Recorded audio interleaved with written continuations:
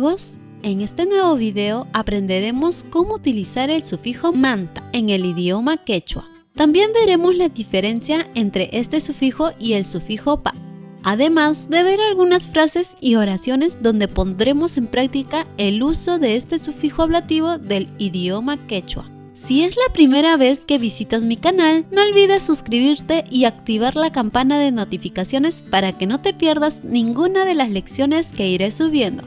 Y si quieres apoyar esta iniciativa, puedes hacerlo a través del botón de Super Gracias o a través de mi código QR de Yape. Ahora sí, ¿están listos? ¡Empecemos! El sufijo ablativo manta. En el idioma quechua, cuando queremos indicar el punto de origen, tanto en el espacio como en el tiempo, utilizamos el sufijo manta. Este sufijo equivale a las preposiciones de y desde del idioma español.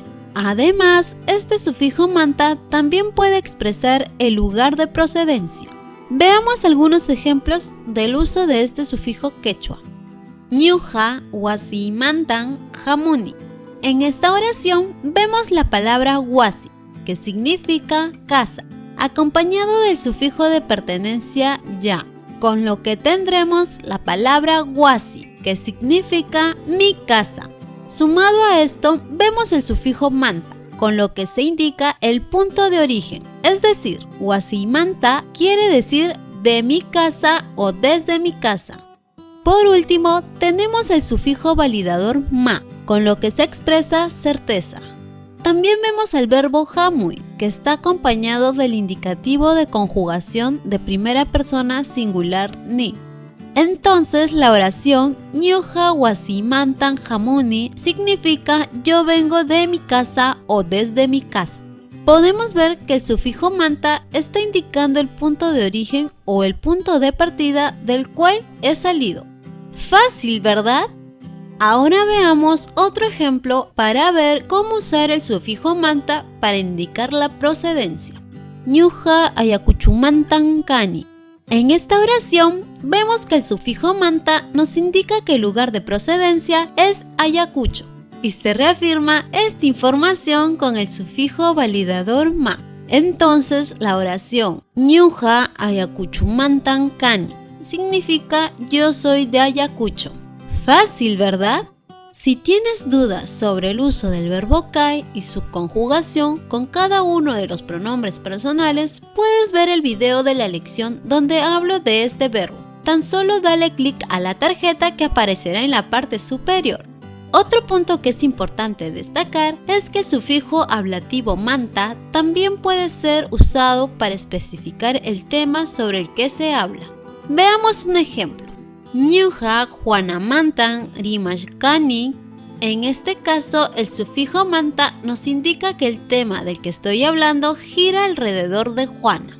Entonces, la oración Ñuqa Juanamantan rimashkani significa yo estoy hablando de Juana. Por último, el sufijo manta también puede ser usado para indicar la materia prima con la que está hecho un objeto. Veamos un ejemplo. Caspimanta wasi, que significa casa de madera. Fácil, ¿verdad? Diferencia entre el sufijo manta y el sufijo pa. Si eres seguidor de mi canal y has visto este curso de quechua básico desde el primer video, habrás notado que tanto el sufijo manta como el sufijo pa significan de. Entonces, ¿cuál es la diferencia? La diferencia entre estos sufijos radica en el modo en el que se usan. Es decir, en el caso del sufijo manta, este se usa para indicar origen o procedencia, mientras que el sufijo pa se usa para indicar posesión. Para que puedas conocer más sobre el sufijo pa, te dejaré un enlace del video donde hablo de este sufijo.